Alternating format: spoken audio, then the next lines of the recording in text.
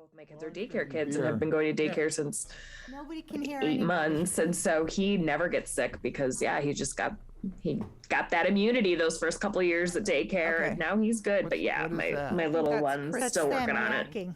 Hi, ladies. Good evening. Hello. Can you, Lauren, can you hear us? Yeah, we can hear you, but we don't see you. I had seen Patrick for a period, but I hear you well. You can hear us. Now we There you see are. I hear, so we're just, okay, there you guys are. So we're just chatting along and you guys are, Yeah, we can see that you're talking to yourselves, but, or among each other, I should say. well, we can see you in the room, but you're kind of like little tiny figures, so. Yeah. Oh, we're not. No. We're big figures. Well, of course, Oh, jeez, I just put But on my screen. just fell apart. All right, well, if you can hear Oh, us there you go. properly, Yeah, we should be able to. I actually called the meeting to order at 6:32. It's now 6:35. And let's call the roll, beginning with Emil. Emil Dahlk was present. Dana Lara, present. Jack Lawrence present. Rosie Kennedy present. David, are you present? Okay. Kristen Kasner, are you present? I'm here. Lauren? Lauren Lynch present. Rick?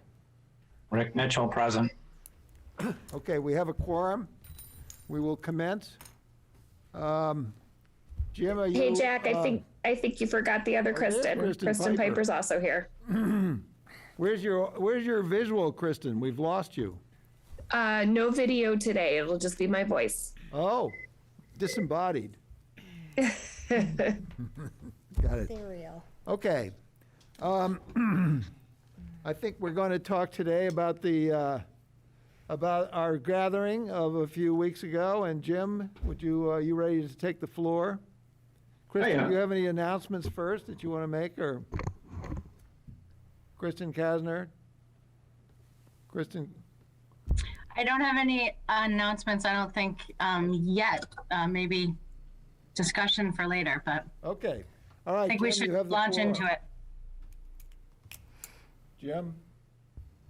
Right, so let's see, I was looking for the share screen, which was kind of hidden there for a moment. Okay. It is disabled, that's why I couldn't see it. Who's the host? Patrick, I think. Oh. Uh-oh. Technical. Momentito. Patrick has stepped away for a moment. Yes, I was performing secretarial. We don't have our duties. pilot. He'd like to Are you guys getting two of me, or is that just me? No, we do see two of you. Okay, yeah, I noticed that other guy over there, and I was like, wow, what a handsome dude, what's he doing over there? Yeah, that's it. Visioning. Yeah, that's visioning. Look at my pen literally fell apart. How is? Do you need another pen? I did find Oh, another okay. one, but it literally fell apart. It's crazy.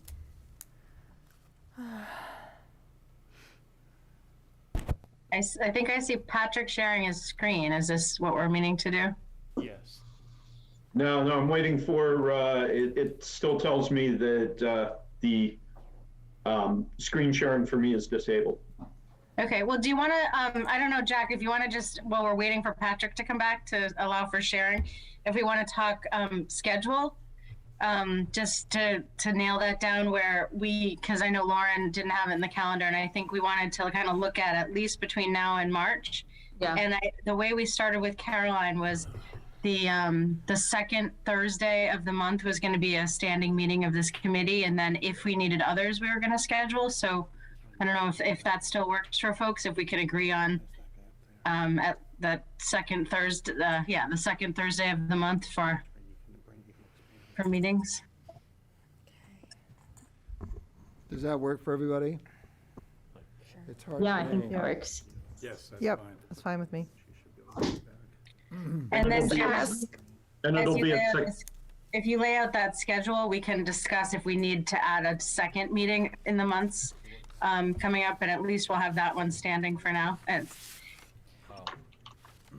Hey, And I Kristen. just wanted to confirm that the meetings are going to be at 6:30, right?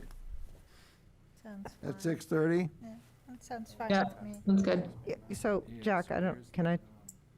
Just to let people, I mean, I did, you are correct, I did pencil those into my calendar, though I put them in at 6 PM. I think maybe we originally talked about 6 PM. So sometimes the school committee has added some things that start at 7, so there will be times that. Could you hear that, Kristen? Including. And did we Yeah.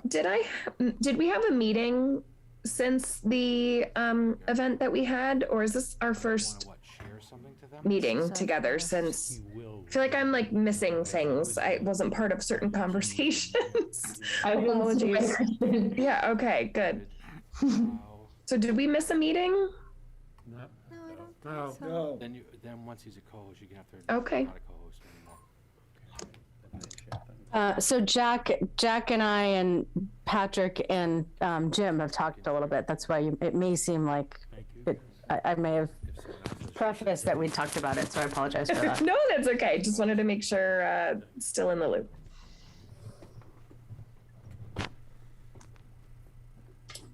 And I can say in general that we extended through our conversations, I guess I should say, between myself and Kristen and Jack and also Patrick, that we extended the time frame to develop chapters by 3 months. So that'll be through June now.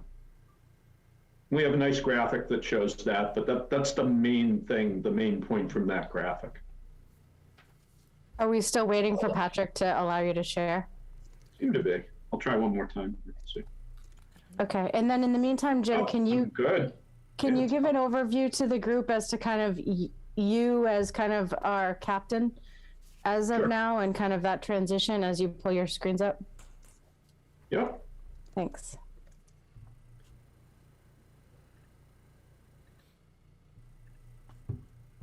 And you can see my screen okay? Yep. Yep. All right. I'll do the fancy thing here and put it in presentation mode so it's a little bit bigger. It's just a cover slide for the master plan committee meeting. We had 4 basic items that we were planning to cover, and then I know that in addition to that, you folks are planning on going over the a survey that's been that is in draft, and then committee business as well. So this isn't quite the full agenda. These are just the points that we were going to go over. So I know a key thing here is the project management approach and how we're going to carry the project forward. And we understand that it was needed to change our management approach and our project management team.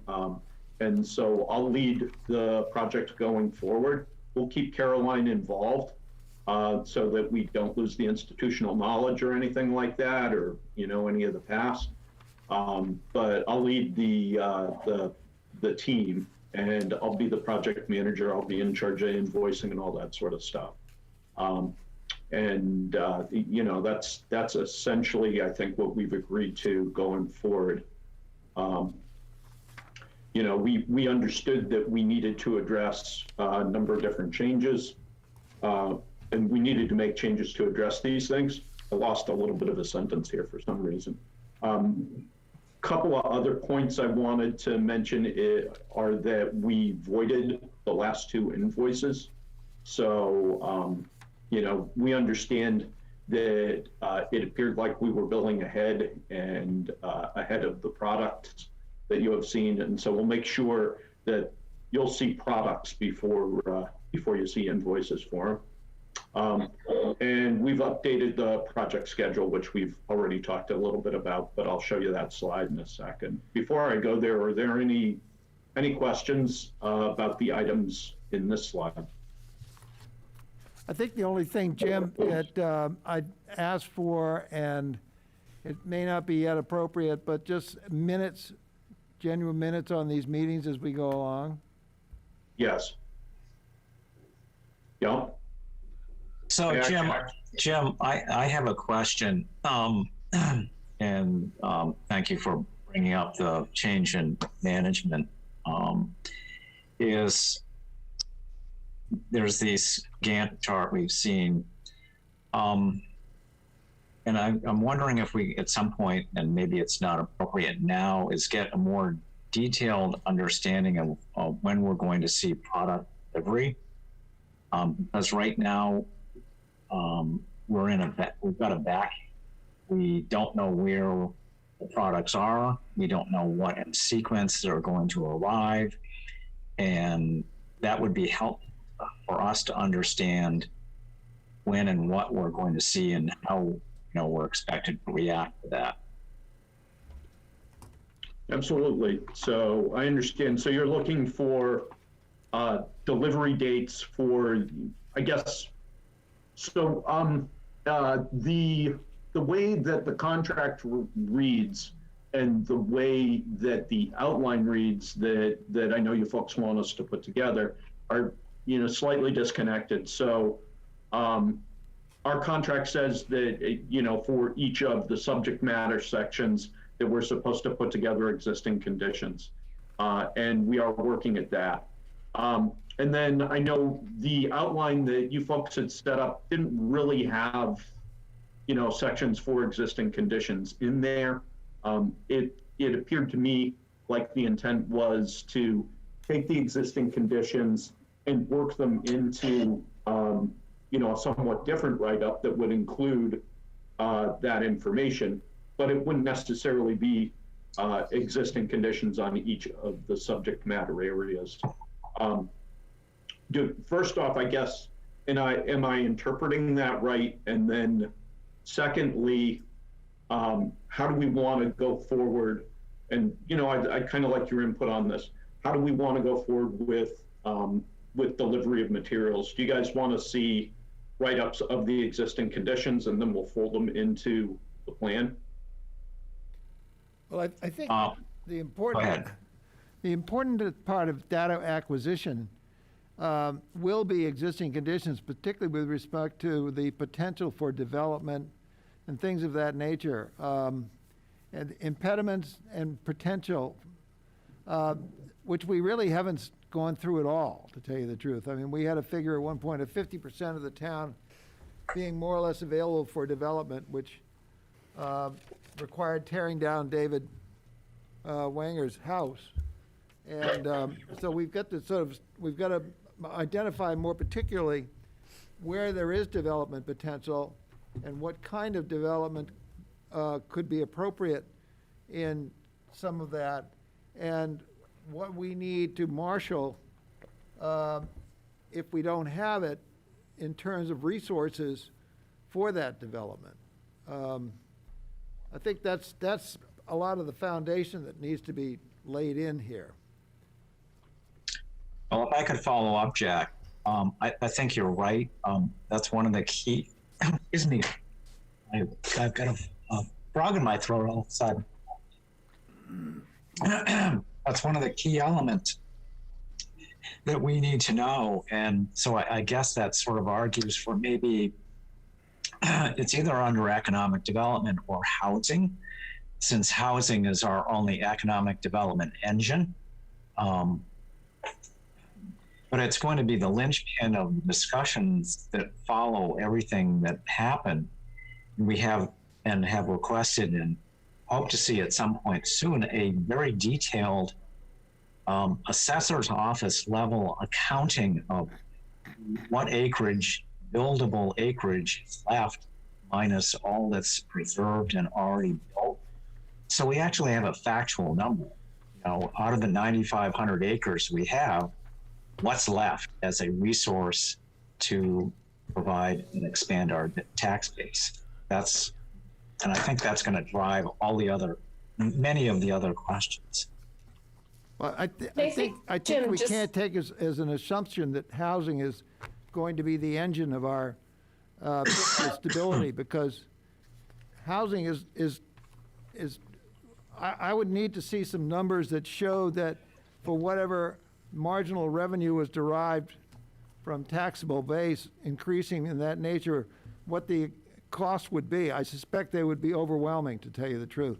So I would say that I think commercial development is really where the potential lies, but that's the exercise that I think needs to be really engaged in, to look at what land we do have and start to be in a position where we can start to run some numbers to determine where fiscal stability might lie. I don't take housing as an assumption, as a valid assumption at all, simply one possibility. And with the knowledge that some 200 units, 220 units are going to have to be affordable. And at some point, and maybe more, to the extent that we build a lot more housing, it's going to augment that figure of affordable housing that has to accompany it. So these are questions that I think we really need to wrestle to the ground before we can have a foundation upon which to build. But even so, I wanted to share. This is Kristen Piper. I just wanted to share a little, I think, background and context maybe for Jim's benefit. One thing I think this committee has talked about a lot is level setting. And I think that's what you're talking about when you're talking about, the existing status, the current status. I think it's really important to include that in the plan, because we have talked about as a committee that there are a lot of perceptions out in the community of what's possible and what's not. And there are numbers thrown out there, and, ideas are proposed and, people say, no, that's not possible. And so we as a town are not on the same page and working, singing from the same songbook of what's possible. And so I think it is crucial that information is included in the plan.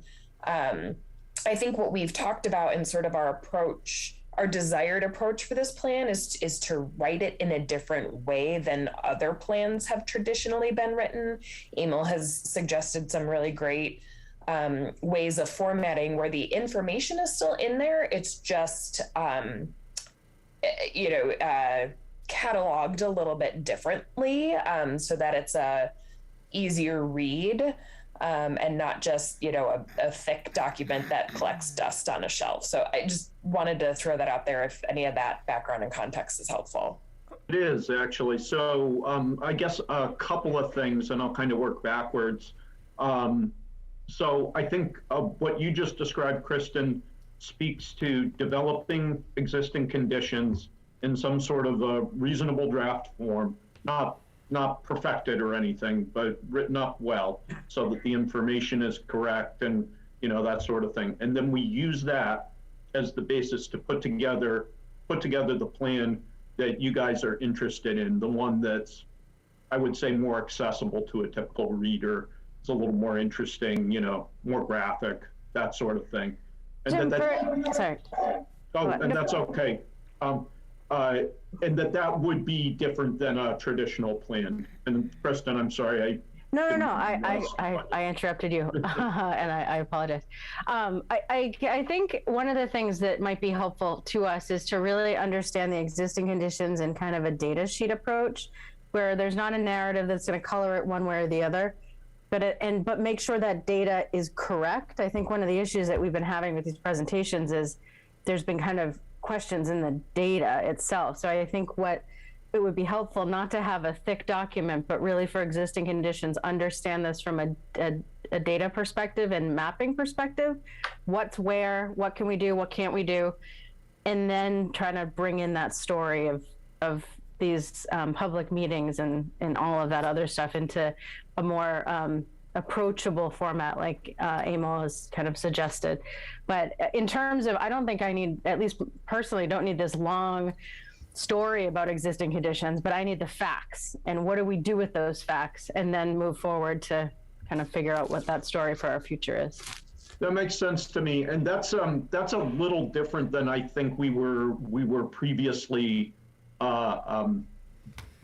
preparing existing conditions.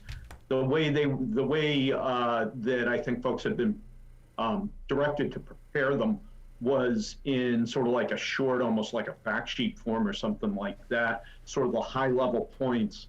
And the problem with that tends to be that if you immediately go to the high level points, then you haven't done the analysis necessary sort of the detailed analysis to make sure you're getting all the high level points. So it tends to create disconnect. And I think that's some of what you guys were seeing before.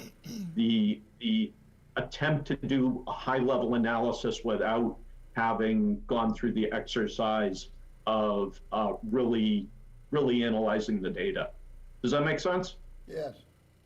Yeah. Yeah. So I think we want to get away from that. We probably want to do something that's, I don't know, almost like a bullet form that lays out key facts, like Kristen was saying, and then we'll use that as, and again, it won't be like a perfected sort of writing style or anything. The idea is to get the information out there so that you guys can see it. It'll certainly be digestible, but it won't be Shakespeare. And then once we have agreement that the facts are right and that we know what the facts mean, that they point us in a direction as to how to go, then we'll build that into the format, I guess, and the structure that you guys want, which is more accessible. Do you think that would kind of do it? Well, I think so. Yeah, we've got to identify where the potentials really do lie, and where we're going to need net revenue in this town, because we're looking at a whole lot of overrides at this point. And just so we're all on the same page, there has been built this Excel tool for evaluating what certain conditions, certain assumptions will follow through to be over the next 5 years in terms of tax rate. And it very quickly hits $25 per thousand as a tax rate. So what we need is net revenue. And I say net revenue meaning revenue net of costs. Net revenue essentially per square foot of available developable land. And there are not many open pieces of property in this town that will produce that kind of net revenue, is what it comes down to. So I think they're pretty simple. And in my mind, it's sort of 9 acres at President Winthrop School, and obviously there are things that have to happen as condition precedent to doing that. There's another possibility in a recent meeting that was held by the committee that's been in contact with Gordon Conwell, and it appears that they have decided perhaps they've got some land that could be developed, and perhaps for research use, I believe was the word that came from the president of Gordon Conwell, that would be taxable. It would be revenue earning for them and revenue earning for us. They're land rich and cash poor. And so that looks like another good possibility. And there may be a few other sites around town, but those are the principal ones that kind of present themselves at the moment. And so it really, I believe, almost comes to the best opportunities lie in commercial development along the lines of perhaps life sciences or something of that nature. So I've heard mention of, you mentioned it just now, Jack, I think that was Jack. And I think I've heard about this a couple of times before, the spreadsheet tool or spreadsheet that evaluates net revenue. Yeah. I'm not sure, being sort of new here, so pardon my ignorance, whether we have that in our files or not. I think Eric's got it, but I would be happy to send it to you. I have the latest version, I believe, from Bill Wilson, and John Prulidge at the FinCom the other night gave pretty much permission to spread it around to those who might be able to play what ifs and would find it useful. So I think I can say that I would be happy to send it to you. That would be great. And it would show you all the assumptions that are, it'll show you the current data. What's not current is the projection for this coming year, this coming fiscal year. But you'll see where we've been, and it's a pretty good 5-year run at where the town is right now. And Okay. Jim, if you could get that to Eric also, or Patrick, does Eric have that as yet? Eric does have that. Oh, Eric has it already. Yeah, I So- think so- he's mentioned it to me. I know we need to kind of move on, but I just wanted to bring up one thing. So in July of 2021, Caroline gave us this land use map of protected levels of protection open space. But then she gave us the data points, and then she said it was just from Mass GIS, I believe, and that there was really no analysis of assessors data with it. So this type of map is, I think, exactly what we need to think about in terms of what we have and what we can do with it, but to not be, and just the point I was saying earlier of making sure the data behind it is correct. I think what this tool that Jack's referencing, as well as a really clear what we know about the land kind of map. I mean, you guys put together a really good map for kind of what was under the ground here when you and the other gentleman that was with you gave the presentation. Probably Frank Getchell. Frank Getchell. And I think if we could follow up something like that with the levels of open space protection and kind of levels of where things are possible to talk about and kind of what's off limits, I think in just terms of a starting point tool, that would be really helpful, I think, for all of us as we continue to envision different scenarios. But anyway, I hope all of you agree with that. I know we've talked about it quite a bit as kind of really being confident in that open space level protection and developable parcel conversations. And at least for me, and I think the committee, that would be a helpful starting point as a piece of information to begin building everything else as we learn more things about Hamilton on top of. But anyway, with that, I know we need to move on. So thank you. I want to chime in there with that, and absolutely, because that's the one I've been focusing on since the beginning, and I'm glad you brought that up, and that's the key linchpin for everything we're going to talk about. But I want to back up a little bit to the original scope, Jim, and see if we can get the interpretation. I think a good job has been done so far. The intent was, I think, for many people in writing the scope was, we understand the town is very concerned about its future financial sustainability, given its current course of action. And that's what drives this very much strong desire for current conditions. Where are we? And if we don't change, what happens is going to be the engine that drives, okay, so we need to change. What are the elements of that change that's going to keep us a financially viable and a vibrant town that is can house and attract young homeowners, seniors. So there's a tabula rasa out there to do all those things, but we want it reality based. We want to present the public real factual information, not just sort of here's all the good things that could happen. We want to give them reasons why we need to make those things happen. And then what are the cost benefits, the various options that we look at and eventually decide we want to take.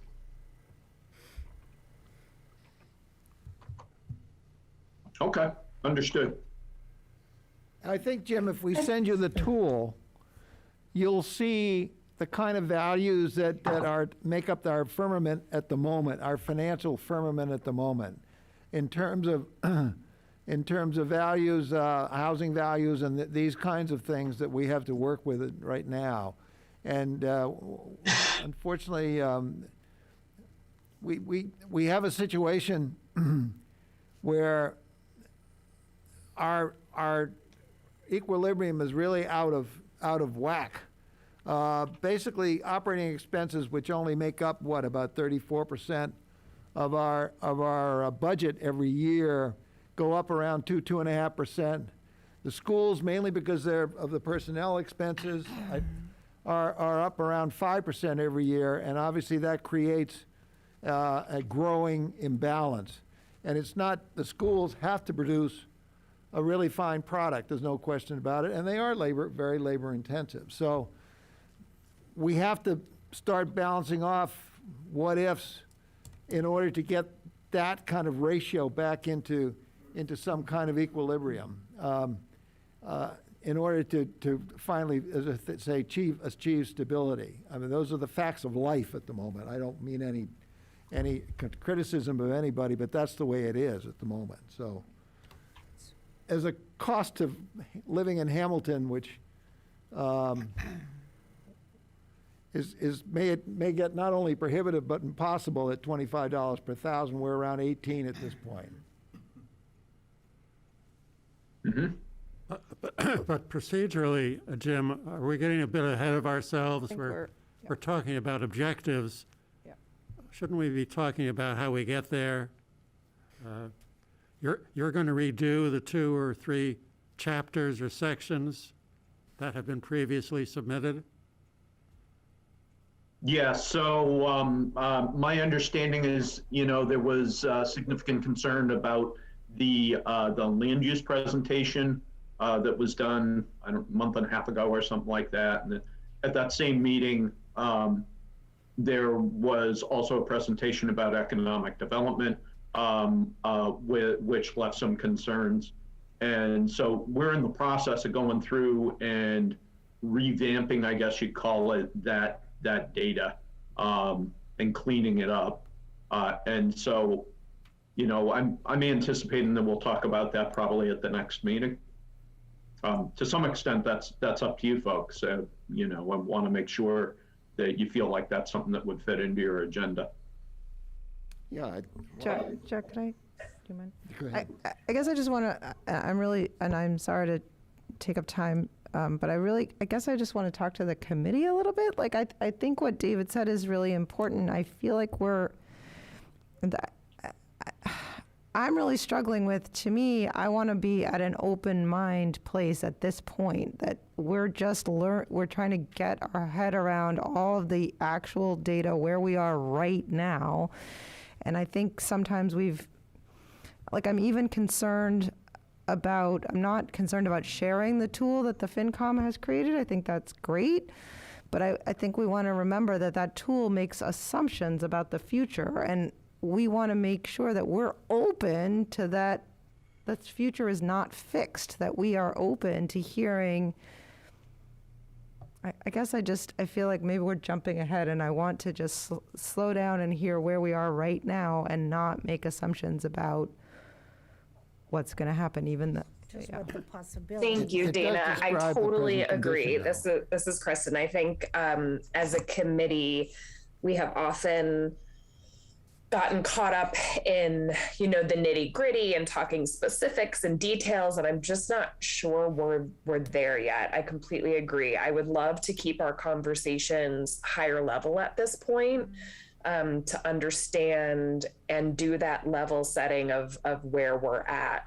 And to that end, Jim, I just wanted to throw out here, and this may be something for the committee to discuss in a meeting without the consultants, but I'm not sure, this first bullet here where it says we needed to change our management approach. I don't even know that I understand what the management approach was before. And so what are the changes that are being made? I think we jumped into this work. I don't think we ever had a conversation about expectations and how the work would play out and what would come to us and when and how we wanted to engage with you all. Like, I think we just started and we never really took the time to figure out how we wanted to work together. So I just throw that out there to say, it might be a valuable conversation again for the committee to have without you all, and then we come together and have some sort of agreement of how we work together moving forward, because I'm not sure we ever did that in the beginning. Again, it's hard for me to understand what the changes are because I'm not sure where we were before.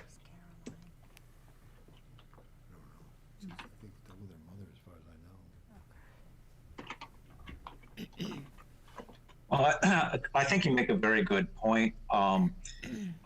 My expectation, given my prior experience in the last master plan, was that the consultant would actually be driving the process, would lay out a roadmap and say, okay, here's how we're going to be moving forward. Here's how we envision your role. Here's going to be our deliverables, and actually made assignments to the steering committee as to things it needed in terms of data or input. And it was an iterative process, a collaborative iterative process, but it was led by the consultant who had a roadmap in advance and drove the progress and process to a conclusion. So I think your point is well taken. We never had that. We never got the sense that there was a definitive plan and there was forward movement.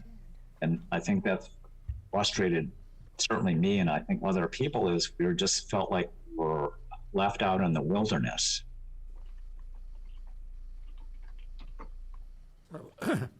Jim, I would make a suggestion to all of us that we essentially start afresh.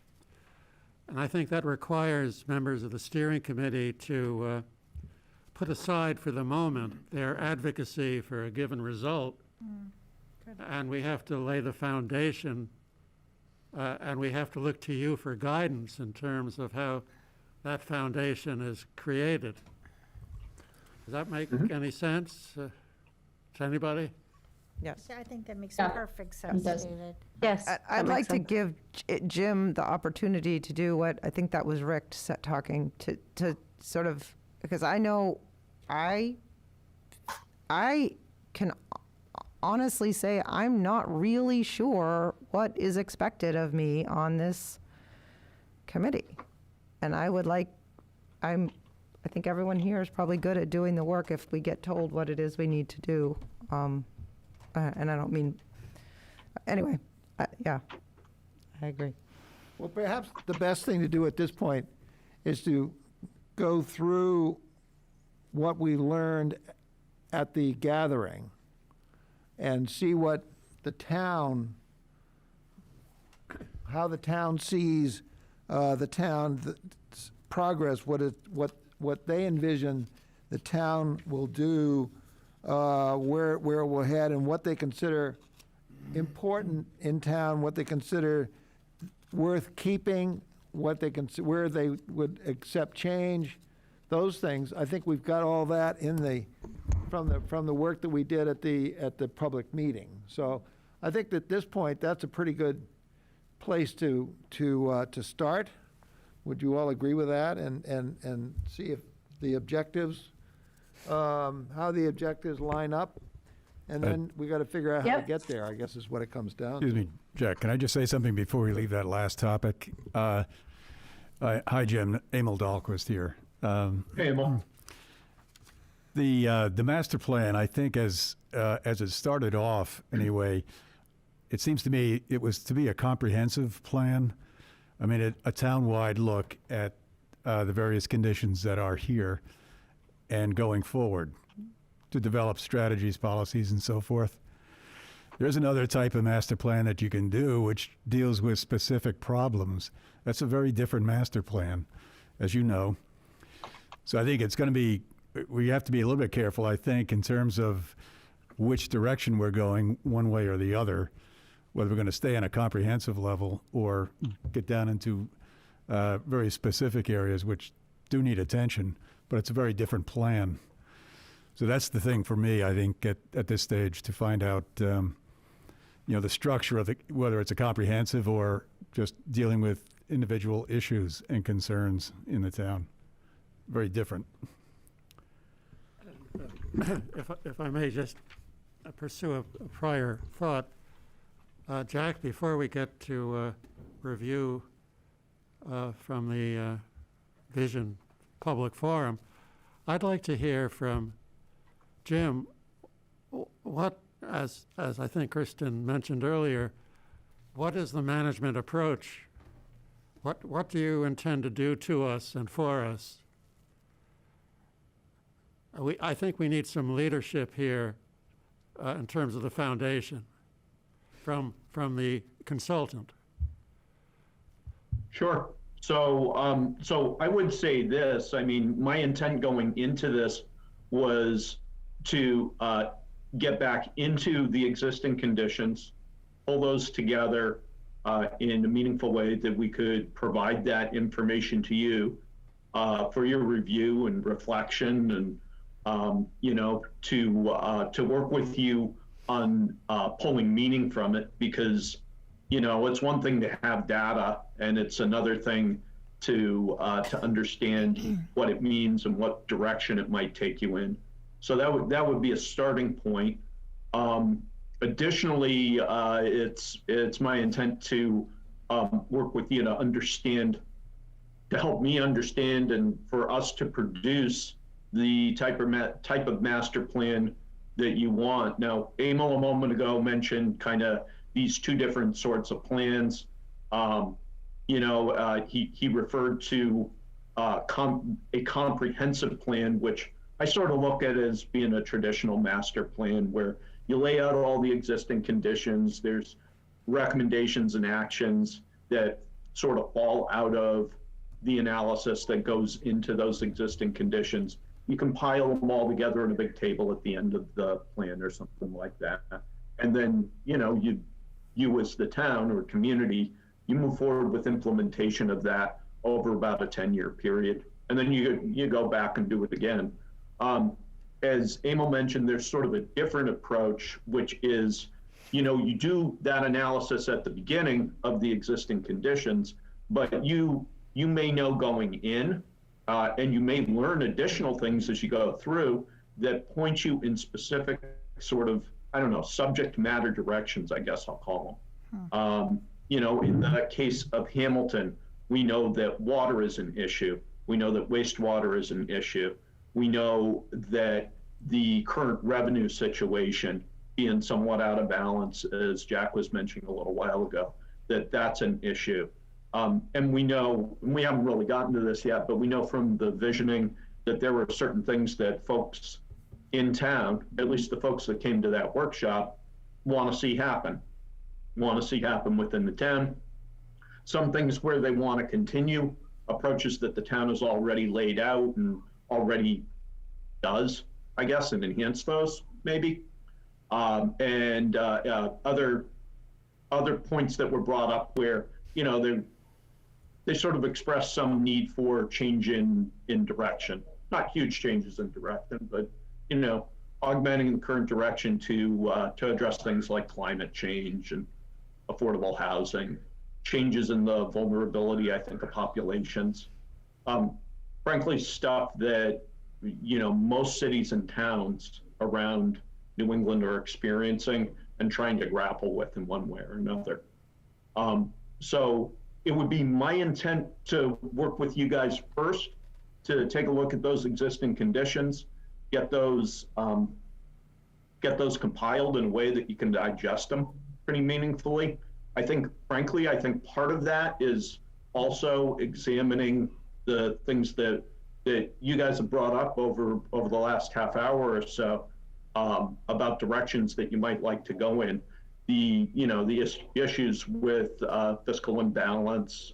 There were a few other things too, but that was one that came up pretty clear.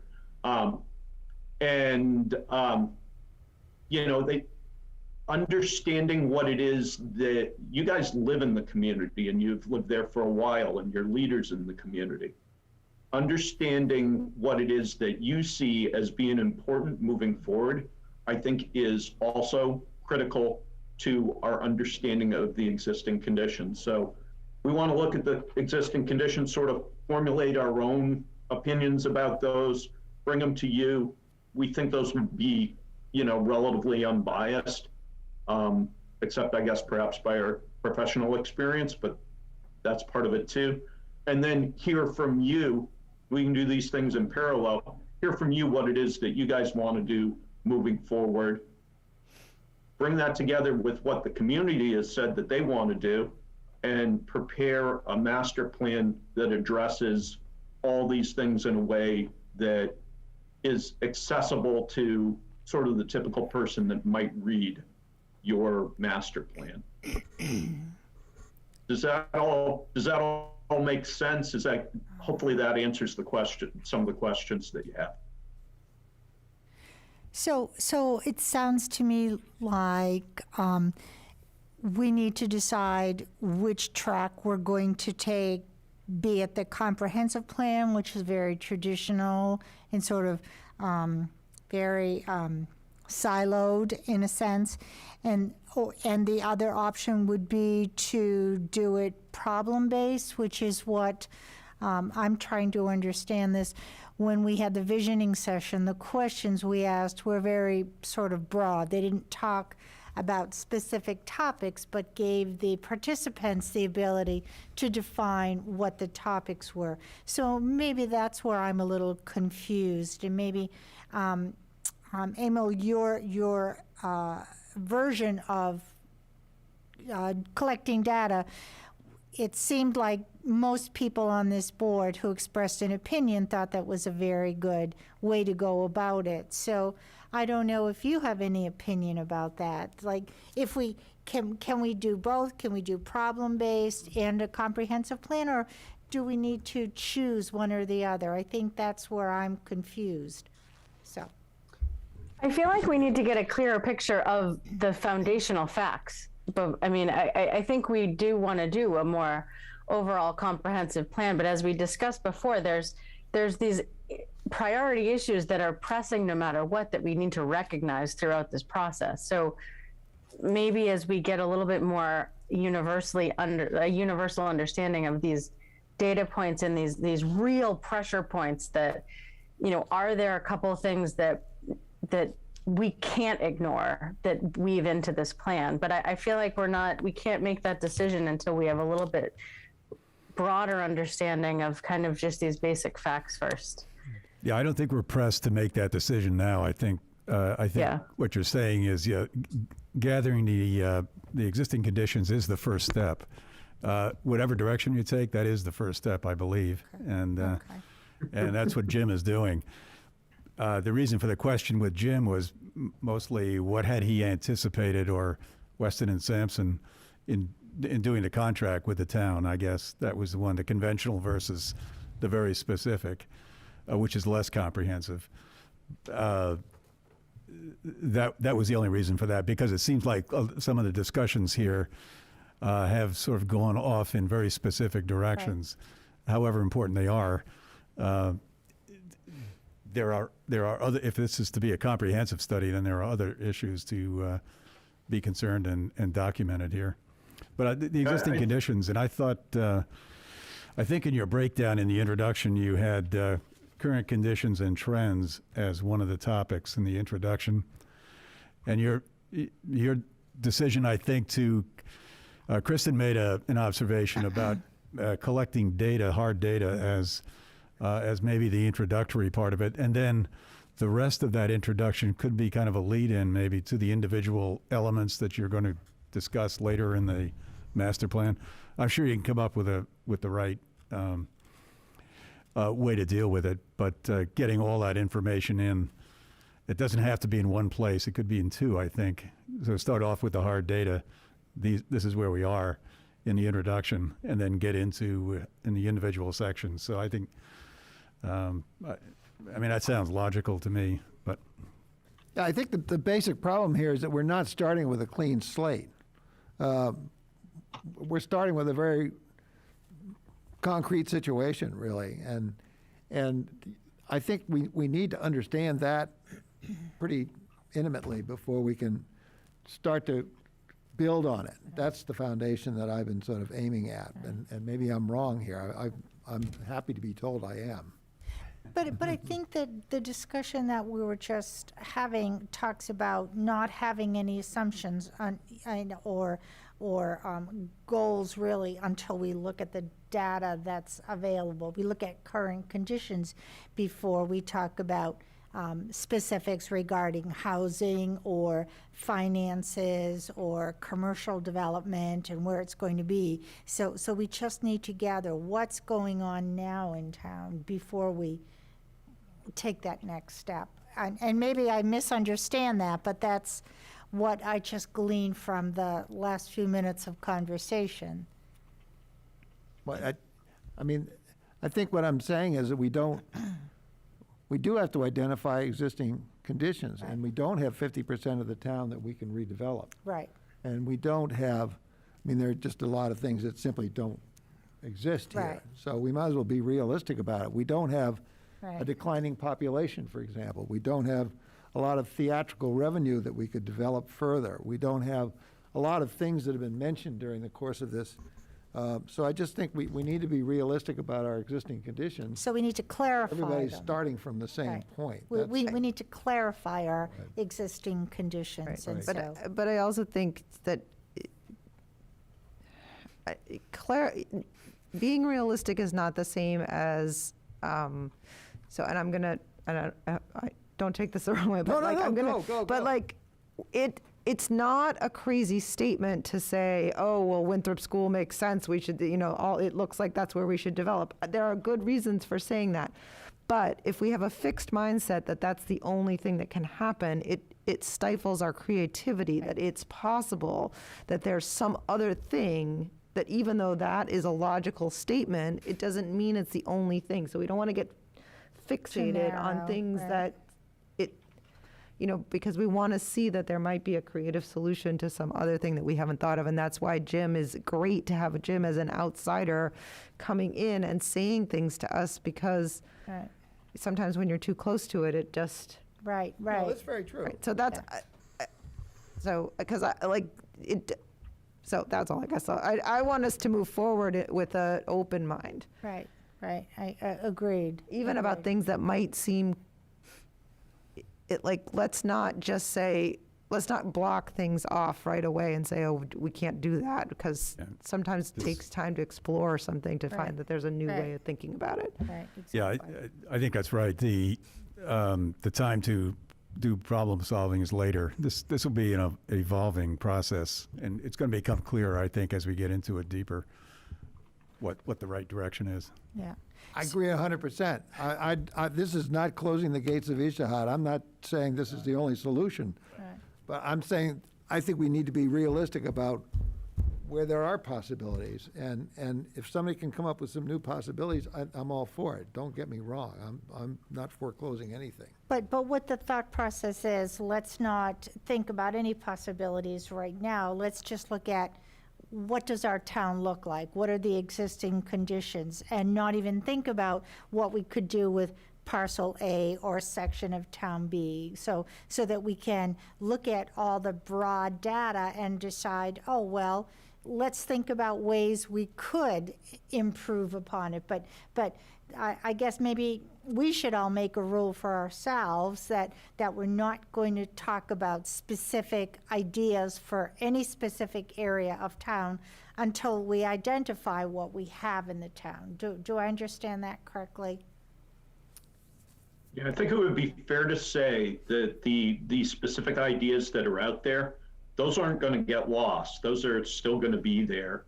If you take a break from them for a little while and just sort of ponder the conditions that exist and what the data is.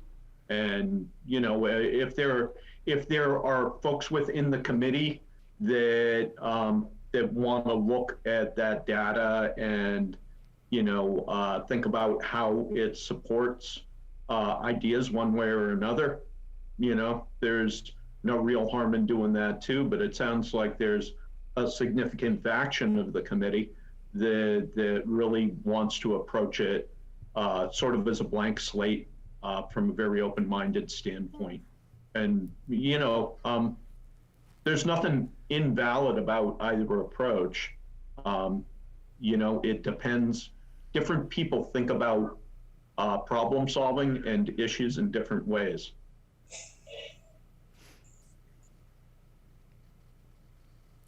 So shouldn't one of the things we decide tonight is maybe to help us get a handle on things, because I think we've all been feeling just a little adrift, is to decide that it's not in the best interest of this process to narrow ideas at this point, and just think about, what have we got in this town? Maybe we should think about that. That's our goal right now. What are the existing conditions?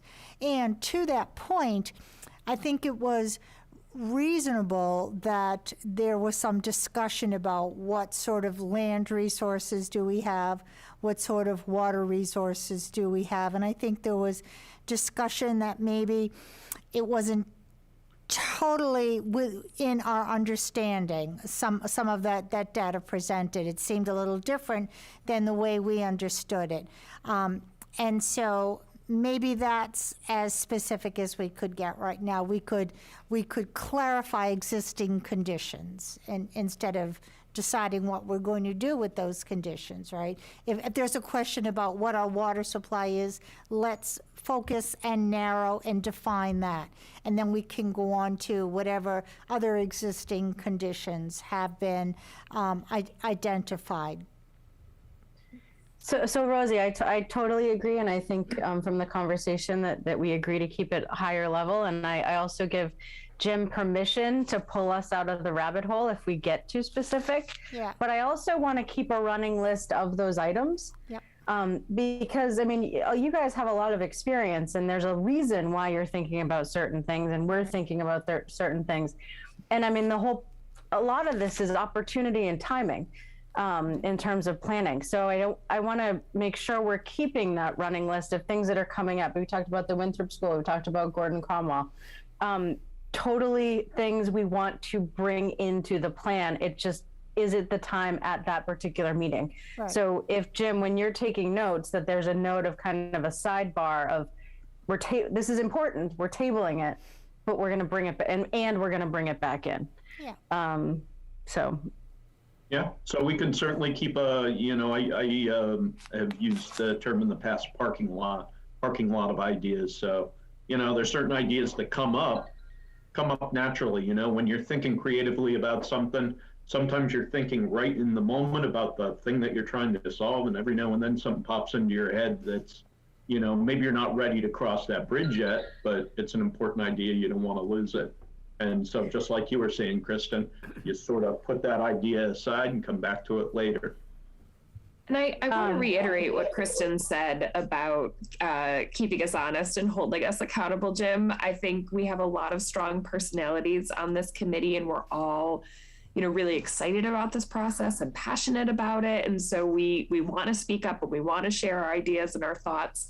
But I think sometimes that means, we get into a conversation that maybe we're not ready for. We kind of go down a rabbit hole. So I do think we need someone to,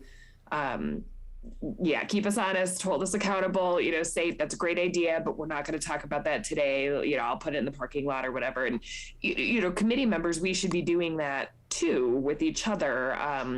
But, as Chris, and I think you referred to Jim as our captain, maybe we could task him with, making sure that we're doing that. To keep with the captain metaphor, I'll try and keep you off the rocks and, there's mixing the metaphor, of course, but pull you out of the rabbit hole if I think you're going down too far. And I'll try and keep us on track too. But Jim, it may be useful for those of us who have some discrete ideas or concerns to put them into the parking lot specifically by giving them to Patrick. Maybe he's passing them on to you so you can develop a file that would satisfy our initial urge to be advocates for one thing or another without disrupting the generic path we're trying to regain. So I intend to send Patrick an idea or two for the parking lot, and perhaps others might also. Patrick, does that approach work for you? Absolutely. All right. Because I think it's important to have some perspective to keep us anchored. Do we have 9,500 acres or do we have 250 acres of potential? It makes a big difference. Those clarifications. Yeah, I mean, those are the kind of decisions those I would think are 30,000 feet. Yep, I would agree. Yep. Type Yeah. clarification. So that's as specific as we should get right now. What is the developable land mass, right? We'll define that, and then we won't make any plans, we'll just go on to the next issue. Yeah, that's Okay. what I think, because Yeah. otherwise. I we'll- think we'll just actually proceed. to that point for the next meeting, when presumably we're talking about land use, one of the things that we're updating in the presentation that you saw before is the mapping, and is to provide a map that I think is getting at the point that you've raised, Jack. Patrick's also raised that with me and directed us that, we need to sort of carve off the stuff that isn't developable, maybe because it's in conservation and restricted that way, maybe because of environmental conditions, like it's wetlands or something like that, that obviously you can't develop that. Maybe for other reasons too, and to put that in a map, with some information about specifically how many acres there are of the different sorts of things, but then you'll be able to see it graphically. Where are these pieces of land that you might be able to develop? And I think it'll help you also understand a little bit about, knowing some of the information that you guys know about things like the Gordon Cromwell site. Pretty sure I'm mispronouncing that, but that has redevelopment potential, and because it's kind of locked in a current development right now, it might not exactly show up on a map like that, but that it is an area that provides, presents its own opportunities. And I think looking at that sort of stuff graphically might help us think a little bit more concretely about what alternatives there really are for Hamilton to, improve its tax revenue, build development, enhance what it already has, and whether it's realistic from the standpoint of existing infrastructure like water and wastewater, or what changes need to get made in order for that to happen. Are those practicable? Oh, that's good. I like that. I think we should move on, if we could. Yeah, I've been like metaphorically clicking on your next slide, like just sitting here. Well, okay. So as your captain, I agree with you. I think it's a good idea to move on. But I wanted to, I know that there's been some concerns and sort of consternation and stuff like that. I want to give you guys a good opportunity to let me know about that and get that out. I like him. Good. Okay. All right. So we've just, I think, completed number 1. And I think we may have completed number 2. Perhaps the rest will go quickly. So project schedule. So we've already talked about this too a little bit. We stretched this out a little bit so that there would be more time to really think through concretely existing conditions and pull together information that was meaningful for you folks, and then to be able to formulate strategies for how the town wants to move forward. Those things take time. You have to think through this stuff a little bit, sort of ponder it a bit before it comes in focus. And I think we already agreed to this time frame anyways. Does it make sense to everybody? Yep. All right, that was an easy one. All right, next thing is results from the visioning and public forum. If you guys don't mind, I'm going to go through these slides kind of quickly and get towards the end where, sort of the conclusions are. But I want to give you a good overview first. And then if we need to go back through the slides, maybe we could do that once we kind of get to the end of, I don't know, I think there's 6 slides here, something like that. So I'll do that. I'm going to put this into full view so it's a little easier to see. Does that make sense to everybody before I go launching in? All right, thumbs up, that's good. All right. So one thing that, and I think everybody here tonight was at the workshop, so you know about this as well. But one thing that we had at the beginning, kind of at the registration table, and this was at the suggestion of, I think it was your suggestion, Kristen Kasner, but it may have been other folks too, to have two maps, one that where people could post sticky dots, one that indicated allowed people to indicate their approximate residence, where their homes are, and then their favorite features in town. So this is the one that shows favorite places. I think probably without delving into it too much, you guys probably recognize, people didn't call them out or anything, but that you probably recognize what some of these favorite places are. When we talk about where people live, this is where the folks from the workshop live. It's kind of interesting. In a lot of cases, it correlates pretty well with where their favorite places are, so that's nice. They live in their favorite place. Let's see here, continuing with the results. Then we had a couple of breakout sessions. And the first one was focused on what do people appreciate about Hamilton. At times it also sort of went by the title, what do people want to protect in Hamilton? So you see that get used kind of interchangeably, even though they're somewhat different things. But with that in mind, so there was one workshop breakout that focused on that. I think we did that for about 35 or 40 minutes. And then we had another one that was a little quicker, that was what opportunities do you see moving forward? So this was also focused on what do people want to grow or enhance in Hamilton. We did this with breakout groups. There were 5 breakout groups. Folks sat at different tables. There were about 10 people per table.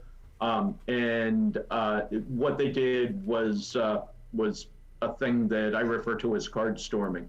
People wrote their ideas on individual sheets of paper, in this case, sticky notes, so they could post them. And then there was a process following that where the facilitator worked with the folks in the breakout to post them and to think through where the like ideas were and start to organize things around those ideas. So these sheets of paper represent those Post-it notes and that organization of ideas. Now, in some cases, these Post-it notes were stacked because they were similar ideas. So people stacked them one on top of the other. So if I were to blow up these pictures, you wouldn't be able to see every single idea because some are literally behind others. But, I think it's, at the same time, it's good to see a representation of, what it was that happened at the tables. So from that, we took the information from each of those sticky notes, from each of those tables, and essentially just tabulated it, like literally, typed out each idea as close to verbatim as we could get. In some cases, there were, like sort of little doodles or symbols on them or something like that. So it wasn't always perfectly easy to represent those things. But from that, there were certain words and phrases that continually came up over and over again. And we decided that the one good way to try and represent these things was maybe in this thing called a word cloud. I'm going to assume that folks know what a word cloud is basically, but by way of explanation, it is the larger words that appear in this word cloud, like schools, for example. That's because it was repeated many more times than some of the smaller things, like access to SETI, which you can see kind of down in the bottom here. So what I did before our meeting this evening was to just kind of look at these and see where I thought the biggest words were, the largest font, and tried to represent them over here on the left. So just retyped them over on the left so that you didn't have to look at this big bubble, this big word cloud to try and interpret it. And I think the largest things, the most frequently occurring things about what did folks appreciate about Hamilton were schools, the small town feel and the low population. Those things are pretty well linked, I think. So I put them together. Open government, there were a lot of comments about appreciating open government or the direct form of democracy or things like that. Those we refer to all as open government. Folks really seem to like that. And in some cases they asked for, more of it. But in general, people just seem to appreciate that kind of approach to governance, at least at their community level. And then recreation and parks, that came up quite a bit too. Appleton Farm, Patton Park.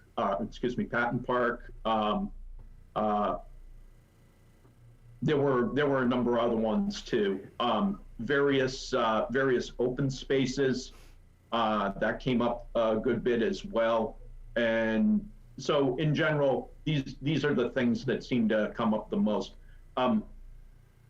Like a very close sort of second, if you will, or maybe honorable mentions would include things like water resources and environmental quality.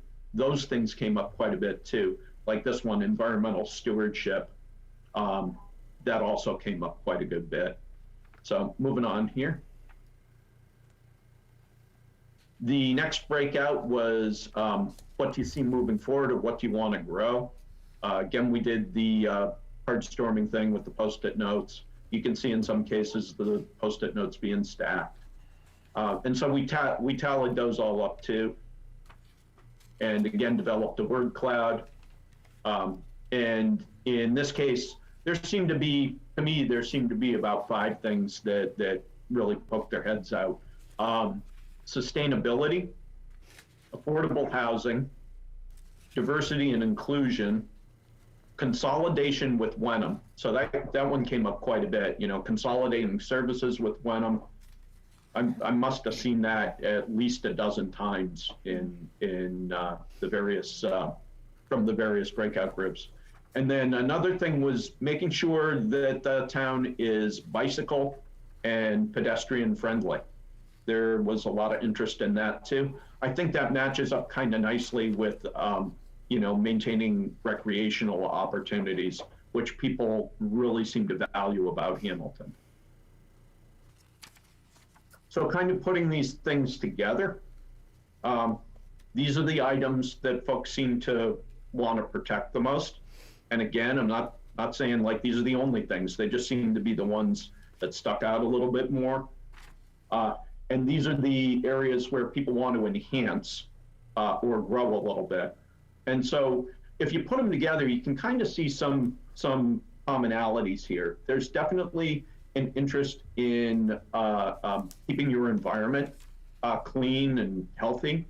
There's definitely the small town feel and open government that people really like.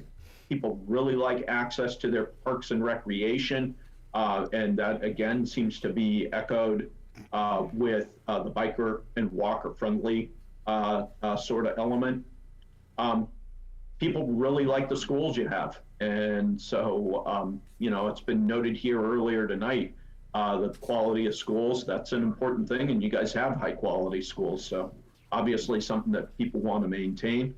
And then this kind of consolidation, I think with Wenham, there seemed to be a lot of interest in cooperating with your sister town there.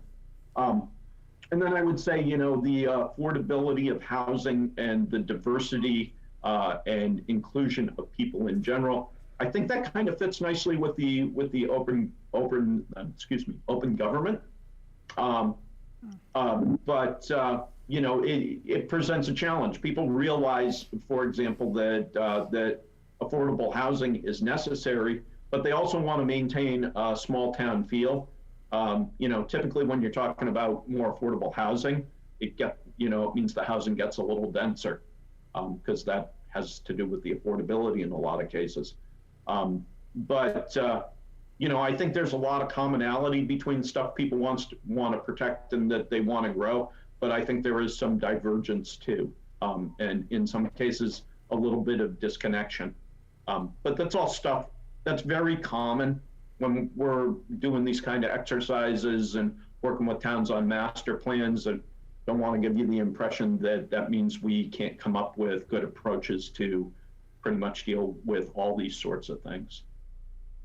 And so that is the last slide that I had on the visioning workshop. And, you know, I think this is a good opportunity for us to discuss what we've heard now.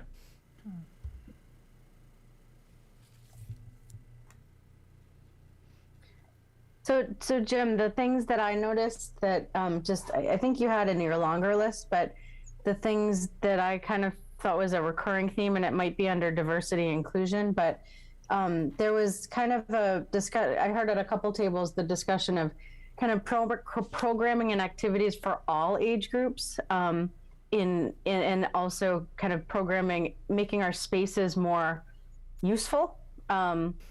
With that programming, that, you know, we do a really good job with kids sports, and we do a lot of senior activities, but there's a big population in between, and how can we do more things that are multi-ages?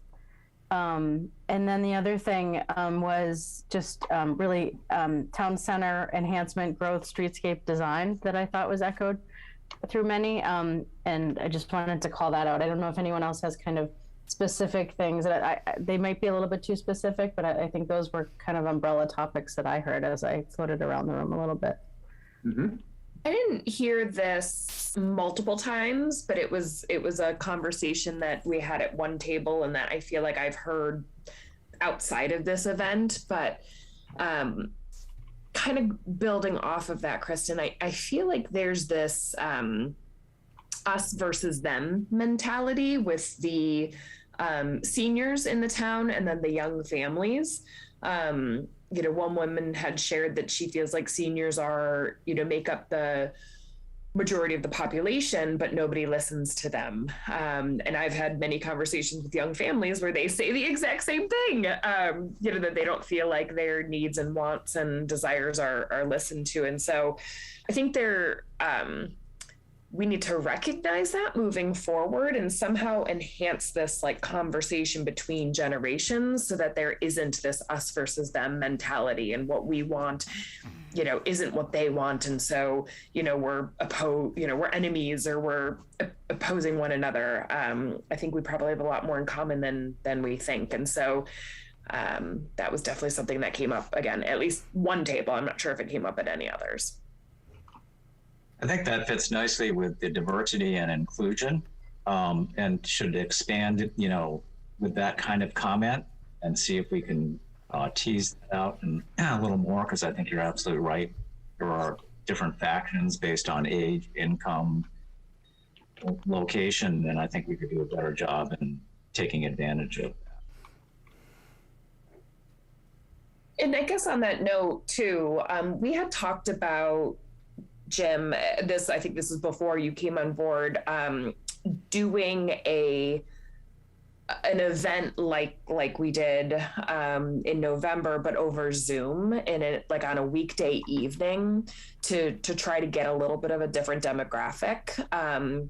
So I didn't want to lose sight of that, because I did talk to a few neighbors who weren't able to attend, and you know, it was because it was a Saturday morning and it just didn't work for their schedule and their lives. And so I do think we should maybe consider an opportunity to do a consolidated version. Obviously, we can't do as lengthy as we did in person, but we already have the material, we have the questions, et cetera. I think it would be pretty easy to put together maybe a shorter Zoom call on an evening to maybe get some feedback and thoughts from other individuals, since I think the audience, you know, tended to skew one way.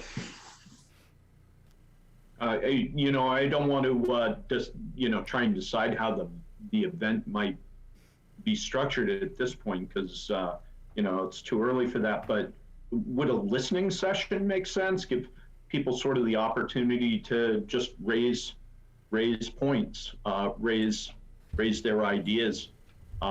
You know, it could be with a brief presentation at the beginning, maybe talking about some of the things that we've heard already. Yeah. I mean, if we do something like that, I think the listening session is good. And then developing some polling questions based on kind of the things that have come up might be helpful to get some feedback from a larger audience. But I also know that we're moving into the survey discussion after this as well. So maybe that'll help tease out what might be helpful to reach a broader audience. Yeah, I think I think the listening session would be very useful, but I think we'd have to be careful that we don't get into a knockdown, drag out between a couple of different factions, and that would be that would be that would be unfortunate, to say the least. So if that's why we do it over. That's why we do it over Zoom, so they couldn't reach through and grab each other's throats. The only thing that makes me nervous is there's a certain unreality about Zoom, which is too close to social networks, and people get pretty unfettered when they don't think that there's a way of retaliation. So I only sound a warning note. I'm not against it. I'm just sounding a warning note that we can, if we can, it's going to be a great way if people feel comfortable and they just spill out the ideas. I'm going to just jump in and say, I think having been at some interesting listening sessions this year myself, running them, I think it's okay. Like, I think we can manage it. I think it's okay, and we do want to hear it. Like, yes. We want to hear it, and it can be managed. So that's just my 2 cents, but I certainly have, every 2 weeks walk into an open session where people can say whatever they want, and it's okay. I think we can do it. I appreciate the voice of experience on that. My only concern would be who attends, who participates. I'm not sure the senior population is going to be too adept, but perhaps I'm wrong about that.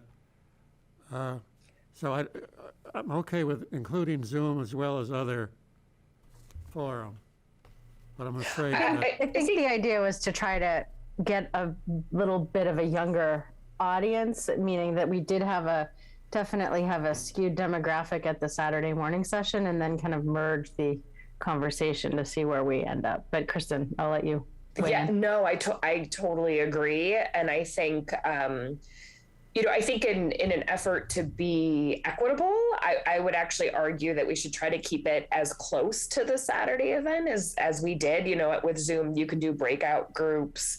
And so I think it would be interesting to try to run it as similarly as we can, given it would be remote, to just be able to sort of compare apples to apples. Obviously it's different over video than it is in person, but I think getting a bigger audience and maybe a more diverse audience than we did that Saturday morning would behoove us. Would it be okay? I wanted to share a couple takeaways from a conversation I had with folks that were leaving before it had ended. I was at a table with them in the beginning of the event, and they were more negative in their comments, and things that in the discussion. And again, we tried to set this event up as more of a positive, what do we appreciate about Hamilton? What do we think we could build upon and enhance and make better? But they started off in more of a negative place. And so I saw them leaving, and I pulled them to the side and asked them what they thought. And, they thought it was going to be more like town meeting. And I talked to someone else who had a whole speech prepared. They thought they were going to get up and, get to say this speech. And so they were surprised, but pleasantly surprised at the event. Also surprised by how few people were there.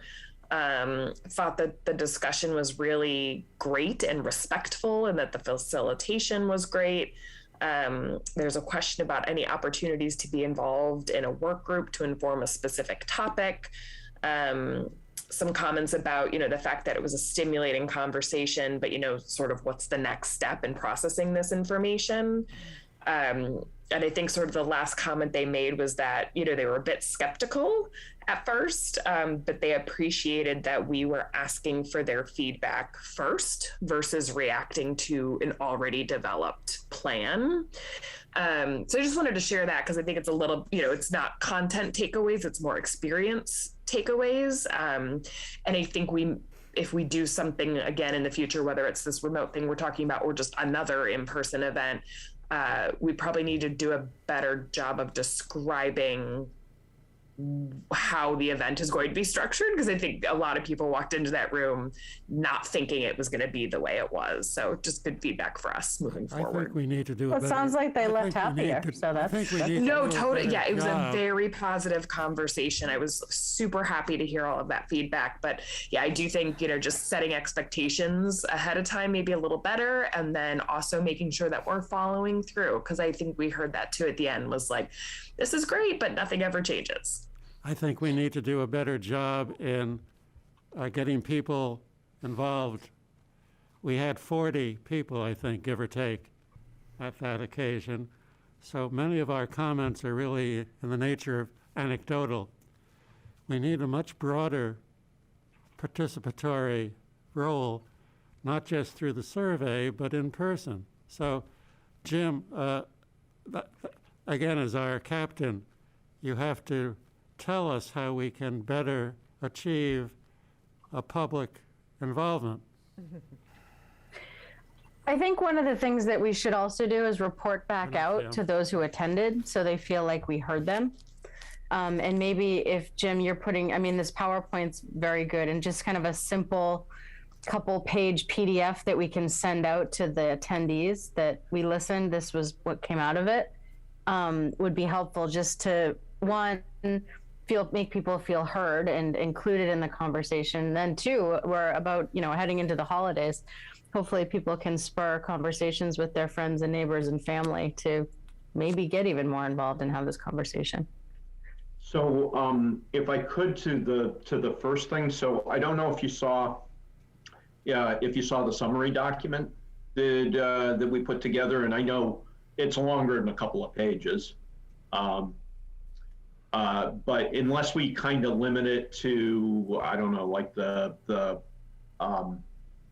word clouds or something like that, I think it could be challenging to get this down to, if you literally mean 2 pages, it would be pretty challenging to get it down to 2. We could maybe get it. Yeah, down no, to I was just trying to be kind of more of a summary, that's all. Just, Yeah. that's it. But we can work on that. If it's the whole thing, it's the Yeah. whole thing. I just want to make people feel that, thank you for coming, we listened, and this is what you have said. Just to, you know, validate that they were there and we appreciate it. Yeah, I'd be happy to work with you on pulling that together and making it the right length and having the right level of detail and communicating the right ideas. Jim, Yeah, and I think did you- just oh, that's what I was going to say. my experience, I guess, with these kind of workshops is just the fact that you might post the results and include photographs of you know, what the results were and things like that. That goes a long way to showing, you know, like you listened. I think this is a good segue to move on to the last topic, or at least the book survey discussion, because that's about getting input from all the citizens. Sounds good.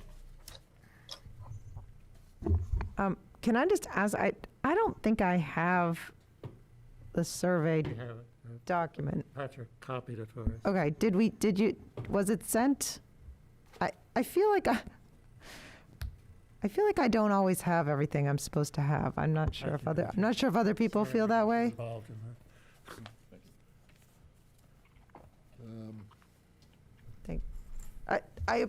So I appreciate, Patrick, thank you so much for that, but I still would like to know whether this was sent out electronically and I'm the only one that didn't get it, or? It was sent out electronically, and I copied it from that message. Okay, so David got it electronically. I don't see that Patrick sent it out to the broader group in my email. I don't think I have it either, Dana. Okay, thank you. I just wanted a little. I don't think you're the only one. Yeah, no, you're not crazy. Thank you. I was copying. I don't even know if I have the final version. I had kind of a draft. But anyway, do you guys have? Jack, what timetable are you on tonight? Well, I was thinking, yeah, what do people think? I would say we would certainly leave by 8:30. Yeah. Yeah. Is my feeling, and that should be dropped dead. Jim, did you have a time in mind that you were available until, or? Well, till you guys have decided that you've had enough. I think 8:30. Midnight. 8:30 sounds good. 8:30, all right, let's aim for 8:30 if I hear no further thought. Is Patrick able to share the survey?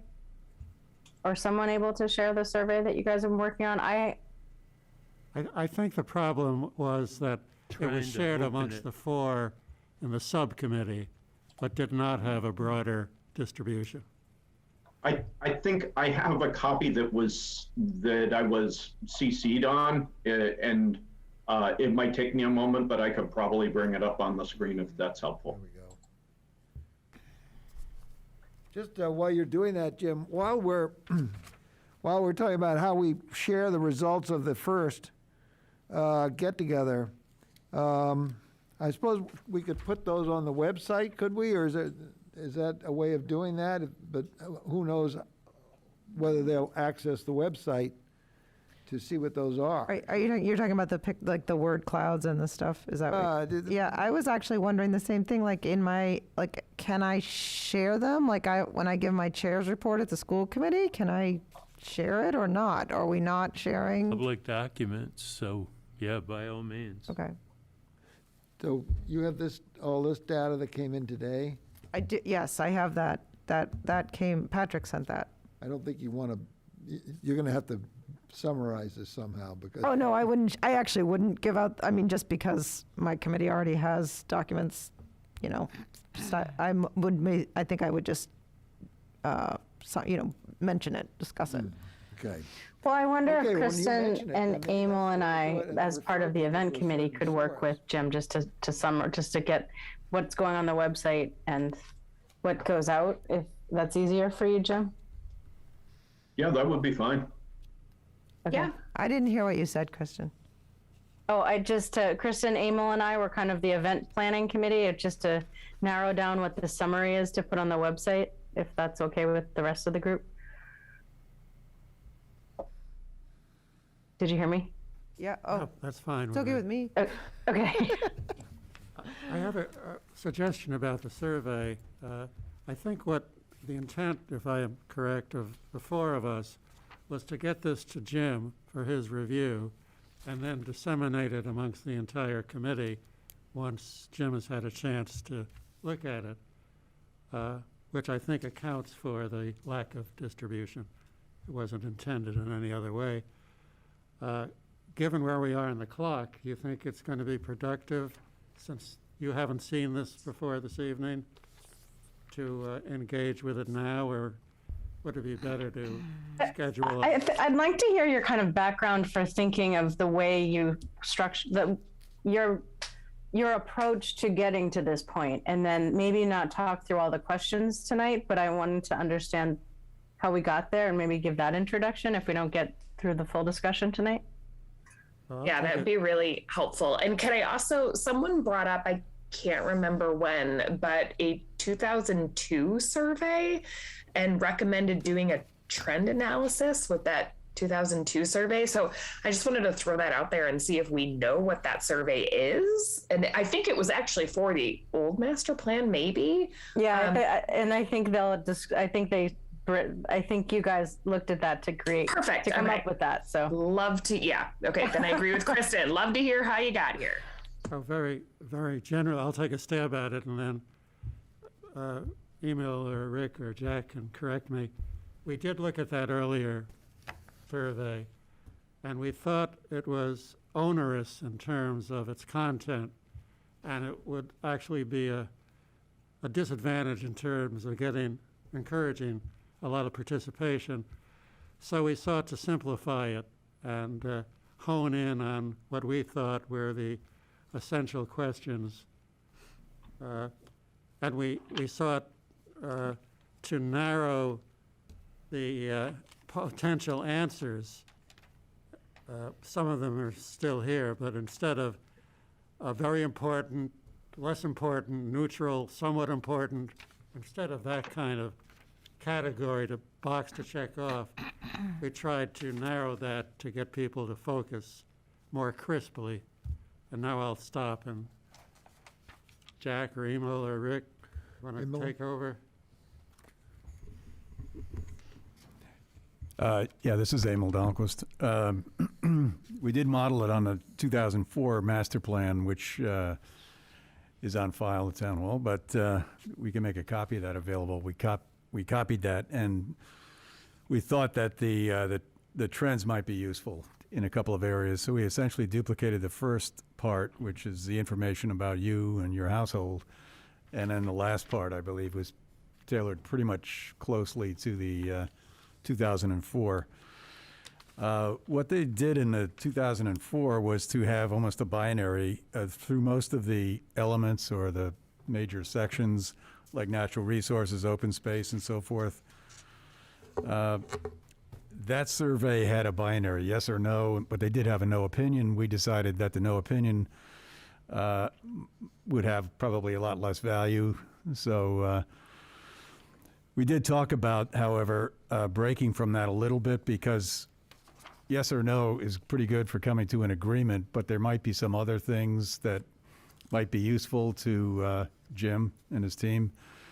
Things like, if you have different categories, if you're looking for likelihood, if you're looking for satisfaction, or whatever the particular thing you're surveying for, you might want to go with a little broader number of options there. But what we thought was that this would be a beginning for us. This is not really a final survey. It's not an all comprehensive. I don't think it was ever intended to be the complete survey, but we each felt we had individual things that we wanted to stress or put on the survey that maybe could be picked up by Jim and his team. So we were looking for kind of a feedback on this, and I'm sure we'll get it from Jim and his team. So we are certainly open for, to see what response will be from Jim's team.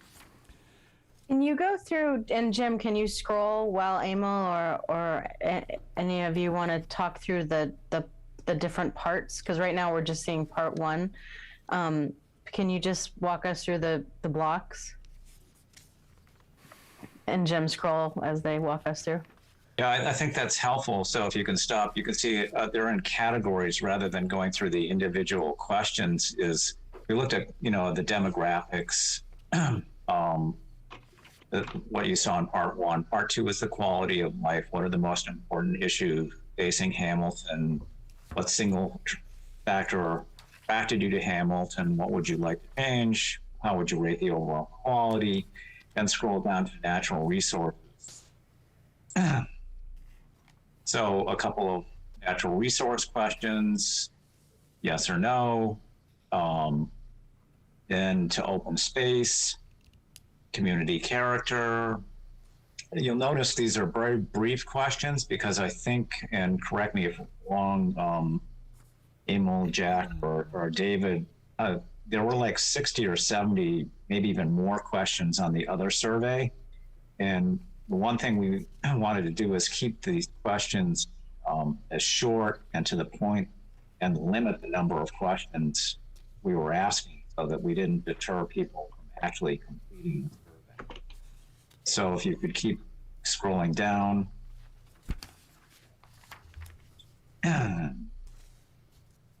Then community facilities and services. Look at number two, we're asking a very specific question, where would you spend your tax dollars to enhance the community? We're really trying to drill down and get some specific where people would like to focus on resources, and then keep scrolling. Transportation and circulation gets into the bike paths questions. Should there be more sidewalks, utilities and infrastructure? Question about sewer downtown. Sense of place. You know, what are some issues there? Economic development, residential development, sustainability and resiliency, and future land use plan, you know, asking some questions where they would like to see the town investing its resources in various categories. And I think we're pretty close to the end. Yes, that is the end. So it tried to put them in specific categories of development, sense of place, transportation. So as Emil said, Jim, this is just questions the subgroup thought were important to get answers on, but you may have a different way of approaching this, modifying it, editing it. But these were sort of key questions that the group kind of collectively decided that would be good to get in. Mm-hmm. Okay. I felt there was a certain amount of redundancy still in this, that it could be, it was kind of asking the same questions a number of times, and maybe that's a good thing to do, maybe that's a bad thing to do. I would take guidance certainly on that. But I did feel that in many cases we were asking the same question kind of over and over. And you see my comment on the end that I was looking for guidance, Jim, on the question of how we might plumb the question of regionalization with other towns around, not just necessarily Wenham, but others. Did people feel that was a surrendering of our sovereignty? I know it does elicit strong feelings from some people, and or did they see that as a way that we should look to controlling our costs more efficiently? That's sort of a major question in my mind anyway, and. I didn't want to let practicality introduce itself into this thing overly, but the whole question of bicycle paths on, for example, 1A, there's not a lot of space for that, so I don't know how much practical we can take from it, but it would be good to know what people's attitudes are towards those. So those are generally my feelings about it. Redundancy I don't like as a personal bias, but I think there's probably some reason for it, just to be able to cross-check questions and things like that. So. Just a brief suggestion under Part 6, Community Facilities and Services. I think it might be really useful to add in there locations for public meetings. We have limited facilities in Hamilton. That's one of the main reasons why we were seeking to improve Town Hall, was to provide for some important public meeting space, which would accommodate more people than what the memorial room would, significantly more, in fact. So I think that would be one thing I would add to number 6, number 2. So maybe cultural. I was thinking about this sentence also, Part 6, number 2. At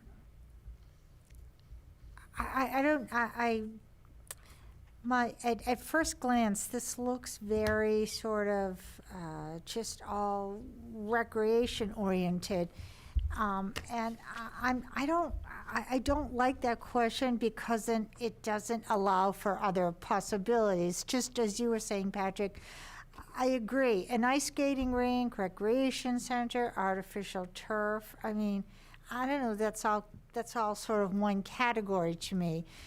Versus if you enlarge that a little bit, people might be able to think more broadly. So instead of cultural arts and crafts facilities in one category, you could put cultural events, a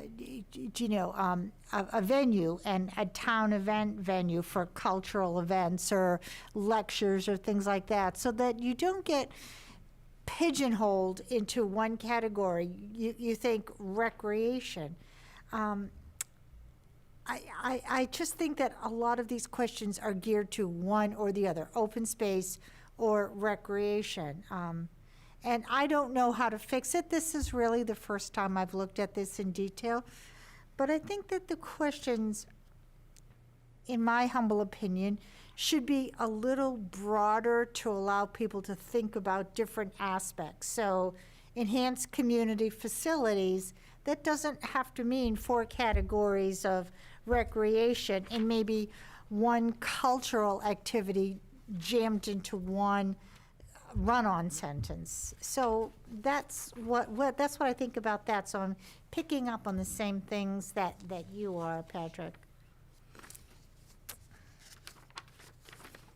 Can I jump in on this? Is it's really very concrete, but I'm just gonna read it. It's part 2. What single feature attracted you to live in Hamilton?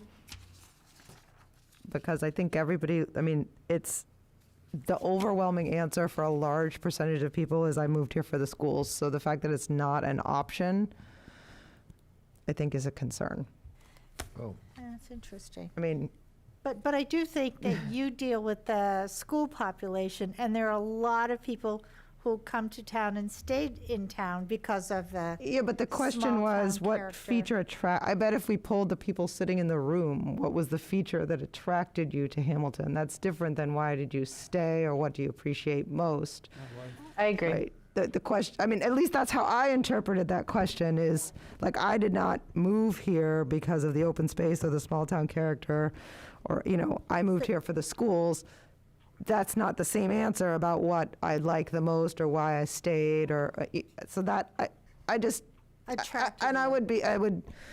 I guess I would just put that out there maybe to the people that have school-age children To add a character. on the committee, like, did you read that the same way that I did? I don't know, not to put Kristen and on the spot, but. Yes. I mean, it's definitely one of the top 3 to 5 bullet points in the decision making. Agreed. Yeah, I think it should be an option for sure. It certainly came up in the workshop the other day. So maybe add that. Is that what you're saying? Yeah, I'm just saying I was really surprised that that wasn't an option, because you're correct that I definitely spend a lot of my time talking about schools. I'm on the school committee, but it is a common theme when people say, well, I moved here. I mean, it's when people stand in front of our committee, it's often, I moved here for the schools. That's why I moved here. Right. So. For a question like that, just a reaction to this, for a question like that, I might put in 4 options and make the 5th one a write-in option. Or even rank that you moved here for, in ranking order, these things. Yep, you can do something like that. I mean, I can quickly say, if schools were an option, I can quickly tell you what the top reasons I moved here. And they're all included, and I would put them in a rank. And I think that would be an interesting data point of where other people rank these as important. You can do both things, actually. Do you have anyone on your staff that is like a survey expert? I know I've worked with people in the past who they know the best, methodology for asking a certain question, should it be a ranking or a choice or a yes, no, or do you have someone who could look at this with that kind of eye, or is it you? So there are a number of us who, have done a lot of surveys in the past. I have a background in psychology, and one of the things that they teach you when you're going to school for psychology is how to put together a survey that's unbiased, because so much of psychological research relies on surveys. So I do have that background. I don't know that I'd necessarily call myself a survey expert, but I certainly have that background, and other folks that I work with, either they have some academic background in it, and in a lot of cases have experience doing these sorts of things as well. So we can take a look at it and try and help you out with the way you phrase questions and the way you structure them. Yeah, and I think if you find a question that's just not appropriate at this stage of the discussion, I think the committee would be fine with you eliminating it, just saying, given where we are, we're trying to get general information as opposed to specific, where would you spend your tax dollars, because that's not yet appropriate. I think we're interested in finding that out at some point. But if it's not appropriate here, then, those can be eliminated. Well, We also have a couple of examples of surveys that we've used for other communities as well, and we can, if you want, we can share some of that stuff with you. Jim, that raises a question. Rick's comment raises a question for me. How many surveys are we contemplating? That is, as I understand it, correct me if I'm wrong, your outfit pays for the mailing to households of the survey. And to Rick's point, there may be questions that are viewed as premature for the initial survey, but more appropriate for a subsequent survey. It'd be helpful to know how many surveys you believe Western Sampson is going to pay for. Yeah, so I'd have to look back at the contract on that specific item. I wasn't involved in putting together the scope of work. And I think we should talk about a hybrid survey approach as well. I mean, if you give someone a paper survey, that would require them to return it. And I guess that's kind of the black hole. But there are people that would prefer a paper survey, and we're happy to give you one. So how do we figure out how to reach people to get them to do it? I think we just need to talk about that a little bit further, of that. How do we successfully reach the most and broadest audience and actually get the result and get them back? Well, and Jim, what do you think I'm you've done this? If you don't mind, I'm gonna just sort of insert something here. My experience with mailing surveys, unless you keep them really short, where it's on like one or two sides of a page or something like that, people get them, they throw them away. They ignore them. If you put the surveys out someplace where people can physically go and take them and fill them out, they're much more likely to do that.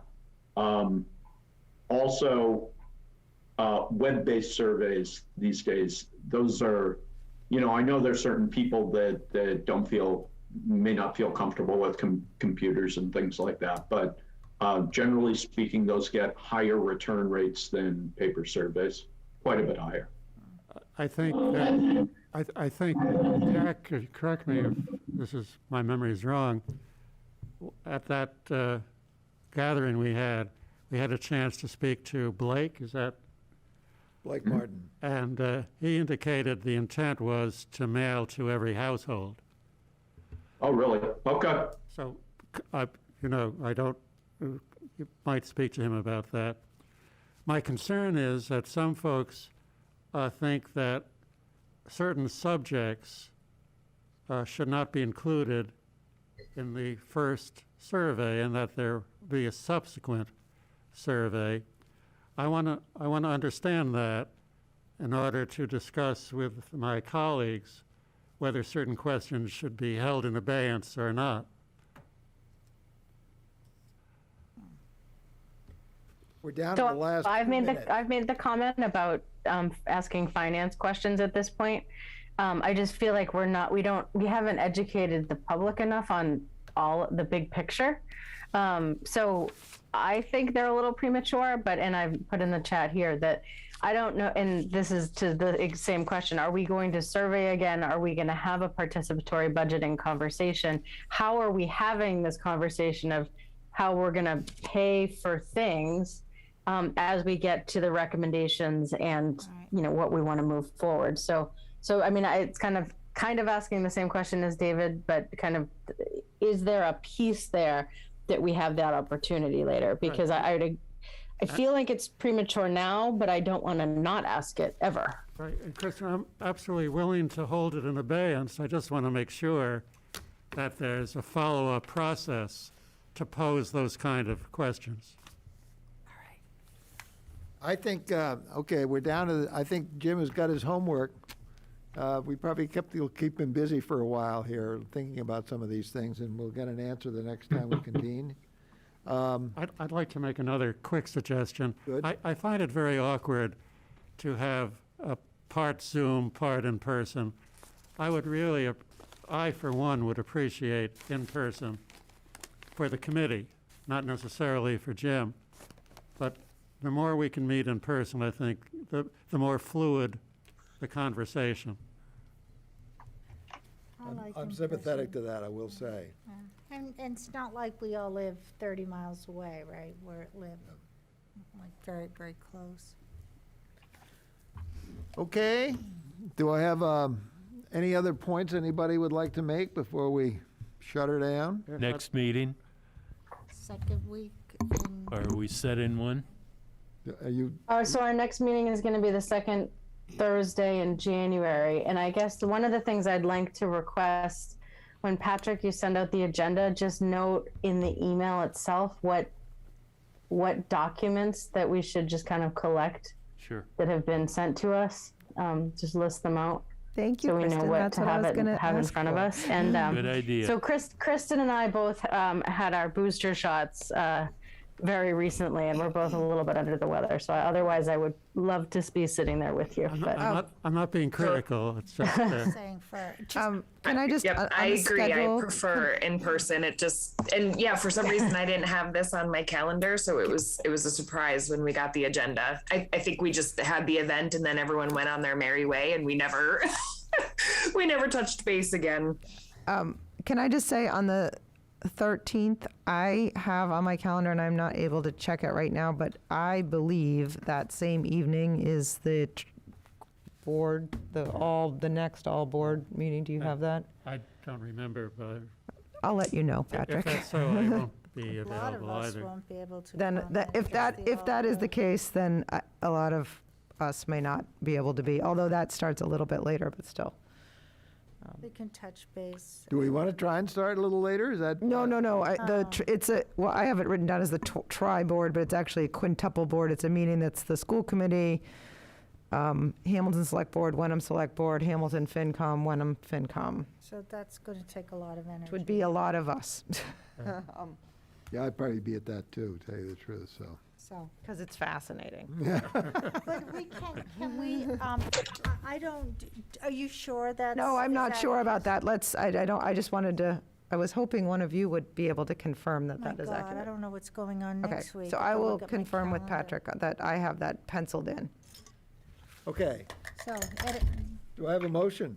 I'll make a motion that we adjourn for this evening, and we can follow up dates by email. Do I have a second? Any further discussion? No. All in favor, please raise your hand.